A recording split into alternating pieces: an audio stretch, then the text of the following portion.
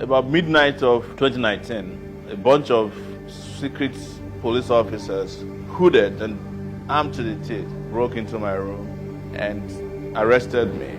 I spent 5 months in detention. My name is Omoyele Showore.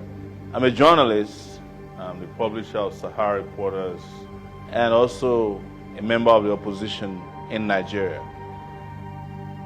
I also grew up in the famous Niger Delta region of Nigeria, where all the oil companies are carrying out oil exploration. When I was 10 years old, my village was totally invaded by the police. To bring in policemen to beat up people, rape people. So that experience stuck with me, that there was that fundamental need for change in my country.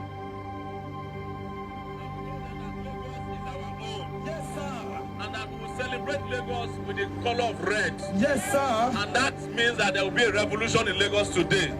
I sent a tweet, and I can paraphrase it this way, that when people want a revolution, nothing can stop it. The government claimed that somehow I was conspiring with some people to overthrow the Nigerian government with my bare hands.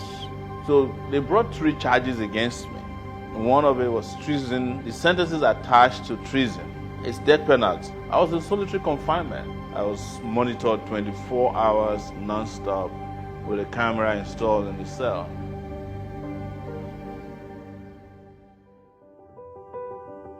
When I walked into the courtroom for the first time, somebody stepped up to me and said, "We're from Trial Wash."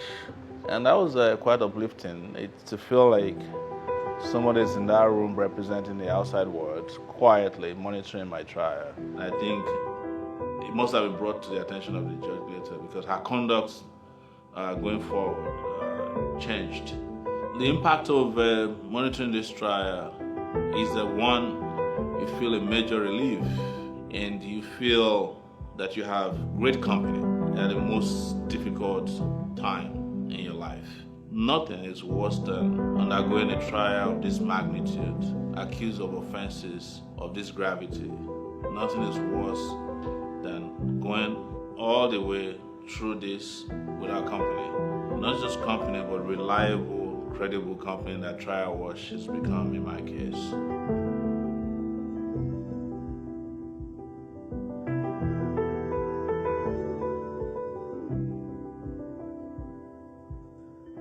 Trial Wash statement was a very powerful statement that helped a lot to ensure that I was released. But the day after I was released from detention, after I've met all the conditions for being granted bail, I returned to court for the continuation of the trial. And suddenly, security agents armed to the teeth demanded that I follow them. And while I was having a conversation with my lawyer, they came with full force, entered the courtroom, and abducted me from the courtroom. And took me away for another 18 days before I was eventually released on December 24th, 2019.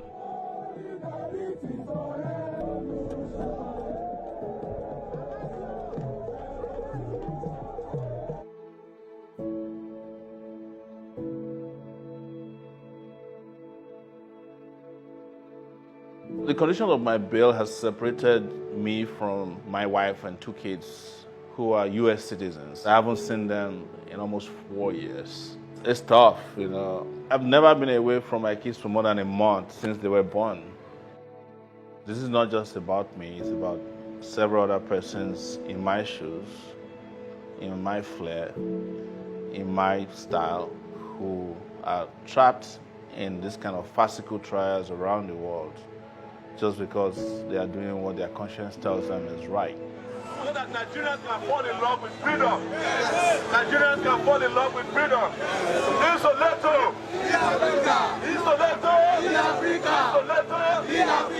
Africa is going to experience freedom. And the black race is going to be proud of us again.